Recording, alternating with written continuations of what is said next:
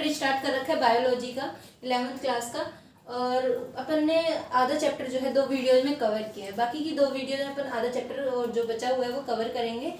Last 4 videos लगेंगी इसमें, ठीक है। ये 3rd वीडियो है और इसमें अपन जो अब नेक्स्ट टॉपिक है वो पढ़ रहे हैं, ठीक है। और टॉपिक का नाम है बायनोमियल नोमेनक्लेचर। अब सबसे पहले बात आती है कि बायनोमियल नोमेनक्लेचर होता क्या है, ठीक है। तो बाय मतलब होता है 2, नोमियल मतलब होता है नेम, और नोमेनक्लेचर मतलब होता है नामकरण करना, ठीक है। इसको हिंदी में बोलते हैं द्विनाम पद्धति, ठीक है। इसके बारे में पढ़ने वाले अपन आज, ठीक है। Binomial nomenclature is a 2 term naming system which is used to different term to name the species, plant, animal, etc. Binomial nomenclature एक 2 टर्म नेमिंग सिस्टम है, मतलब कि हर एक नाम को बनाने में ना इनको 2 टर्म लगी है। जैसे मैंने ह्यूमन बींग्स का साइंटिफिक नेम बताया था होमो सैपियंस, तो होमो जैसे जीनस हो गया, सैपियंस स्पीसीज हो गई, जैसे 2 नाम से बन के बनी है होमो और सैपियंस से। इसी प्रकार ये 2 टर्म नेमिंग सिस्टम है, जो प्लांट्स को, एनिमल्स को जो नाम देते हैं उसमें 2 टर्म लगा देते हैं, ठीक है। जैसे मैंगो है, उसमें मैग्नीफ्राई इंडिका है जैसे उसका नाम, तो मैग्नीफेरा और इंडिका अलग अलग 2 नाम हो गए, इसलिए इसको 2 टर्म नेमिंग सिस्टम कहा जाता है, ठीक है। नेक्स्ट बात आती है binomial nomenclature also known as binary nomenclature. Binomial nomenclature को बाइनरी नोमेनक्लेचर भी कहा जाता है। क्यों कहा जाता है? क्योंकि बाइनरी मतलब भी 2 होता है और बायनोमियल मतलब भी 2 होता है, ठीक है। This is given by scientist Carlos Linnaeus. ये अच्छे से याद कर लेना, कार्लोस लीनियस एक साइंटिस्ट है जिन्होंने पहली बार बायनोमियल नोमेनक्लेचर के बारे में बताया था, ठीक है। और इन्होंने 1758 में 2 किंगडम क्लासिफिकेशन किया था, और इसी के आसपास इसने बायनोमियल नोमेनक्लेचर का भी मतलब इसको बनाया था, ठीक है। The 2 term consist of genetic epithet which is genus. ये 2 टर्म कंसिस्ट करता है, एक जेनेटिक एपिथेट, एक स्पेसिफिक एपिथेट, ठीक है। ये 2 टर्म ये कंसिस्ट करता है, जिसमें जेनेटिक एपिथेट का मतलब होता है जीनस और स्पेसिफिक एपिथेट का मतलब होता है स्पेसीज, ठीक है। ये इंडिकेट करता है स्पेसीज को और ये जीनस को, ठीक है। जीनस मतलब वंश होता है, आपको पहले भी बताया था, फर्स्ट वीडियो 2nd वीडियो में देख लेना। और स्पीसीज मतलब होता है प्रजाति, ठीक है। नेक्स्ट बात आती है this 2 term naming system can also use some other different language to create such scientific name. Scientific name को बनाने के लिए इनको और भी लैंग्वेज जो है वो यूज करते हैं, ठीक है।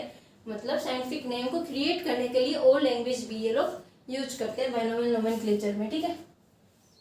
These scientific names are unique and help in identifying organism anywhere in the world. World में जहाँ भी अपन कोई भी ऑर्गेनिज्म देख लें उसको इसी नेम से जाना जाएगा, जो बायनोमियल नोमेनक्लेचर में उसका नाम रखा गया है, उसी नेम से पूरे वर्ल्ड में वो जाना जाएगा, ठीक है। बस इस बायनोमियल नोमेनक्लेचर में यही बात है। अभी इसके कंपोनेंट पढ़ते हैं। नेक्स्ट है कंपोनेंट्स, ठीक है। जेनेरिक नेम्स और स्पेसिफिक एपिथेट इसके नाम है। 2 कंपोनेंट्स है, जेनेरिक नेम्स और specific epithet. For example Homo sapiens, देखो मैं बताती हूँ 1 minute. Generic names, generic name मतलब जीनस, ठीक है, और स्पेसिफिक मतलब स्पेसीज, ओके। जीनस मतलब होता है वंश और इसका मतलब होता है प्रजाति, ठीक है। यहाँ तक क्लियर हो गया होगा। जैसे होमो और सैपियंस, तो ये इसका जीनस हो गया और ये स्पेसीज हो गई, ठीक है। वंश और प्रजाति, किस वंश से और किस प्रजाति का, वो सारी इसमें, ठीक है। नेक्स्ट आता है system and rules binomial nomenclature. According to this system each organism is known by 2 names, the genus name and the species name. इस सिस्टम के अकॉर्डिंग अपन कह सकते हैं कि ये जो नेम्स है ना, एक तो जीनस नेम में आएगा और एक स्पीसीज नेम में, ठीक है। Clear? These names are also written in Latin. ये नेम जो है लैटिन में भी लिखे जा सकते हैं, ठीक है। The genus and the species name of an organism written together are called scientific names.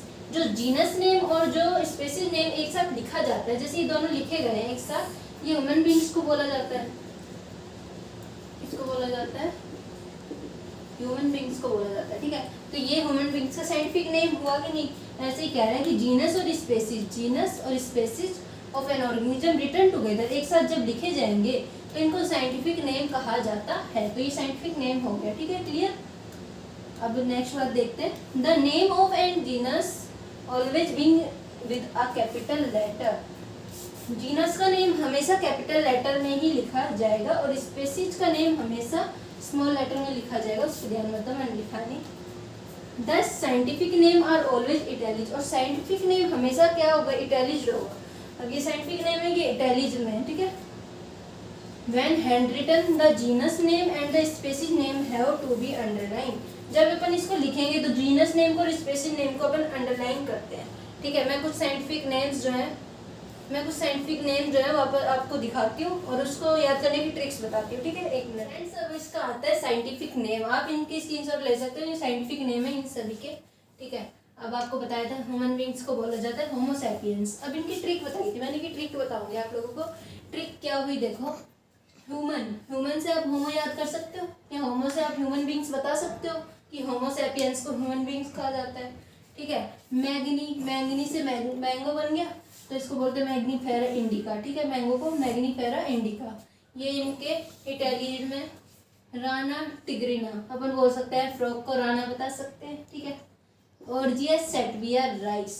अब इसको कैसे याद करें, देखो सट याद करो, सट देखो, जैसे अपन है ना चावलों को पिघला कर अगर कागजों को चिपकाएंगे ना तो वो सट जाएंगे, मतलब अलग नहीं होंगे, सट जाएंगे बिल्कुल।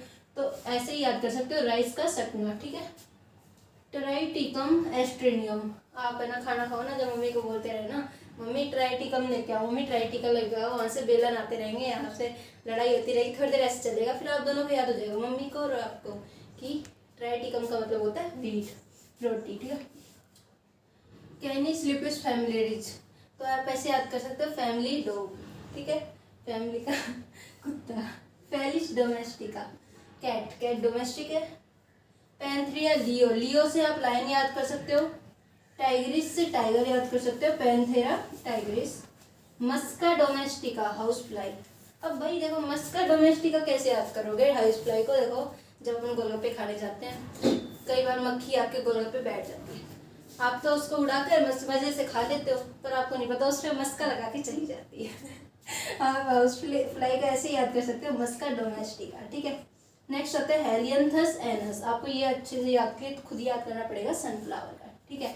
ये कुछ ट्रिक थी कि होमो से ह्यूमन बन गया, मैग्नी से मैंगो बन गया, राना से राना फ्रॉग है अपना, और सटवायर राइस जो है सट गया, और मम्मी से लड़ाई कर ली तो वीट का पता चल गया, और फैमिली के डॉग, डोमेस्टिक अपनी कैट, लियो से लायन, टाइग्रिस से टाइगर, मस्का लगा के गई गोलगप्पे पे कौन, हाउस फ्लाई, और इसको आप याद करोगे सनफ्लावर का, ठीक है। नेक्स्ट टॉपिक अपना आता है क्लासिफिकेशन ऑफ लिविंग ऑर्गेनिज्म। इनको क्लासीफाई कैसे कर सकते हैं वो बताना है इसमें। तो देखो, the process of grouping things into category based on the same easily observable character.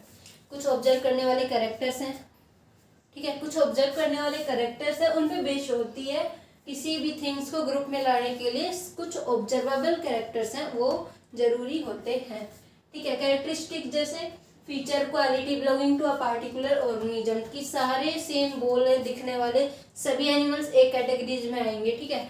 अलग अलग, जैसे कैट फैमिली अलग, डॉग फैमिली अलग है, सारी अलग अलग होती है, ठीक है। नीड फॉर क्लासिफिकेशन की जरूरत क्यों पड़ी?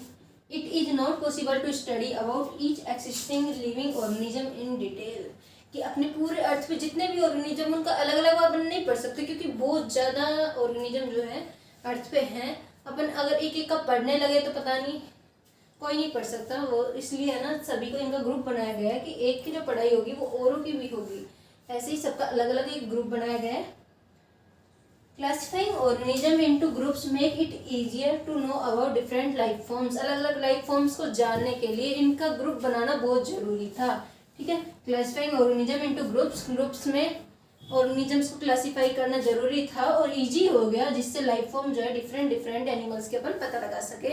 नेक्स्ट टॉपिक आता है टैक्सोनॉमिक हायरार्की, ठीक है। तो टैक्सोनॉमिक हायरार्की के 3 पार्ट्स होते हैं, टैक्सोनॉमिक कैटेगरी, टैक्सोनॉमिक हायरार्की और टैक्सन को टैक्सन कहा जाता है, ठीक है। टैक्सोनॉमिक कैटेगरी क्या होता है? A part of overall taxonomic arrangement, taxonomic arrangement का पूरा पार्ट, ठीक है।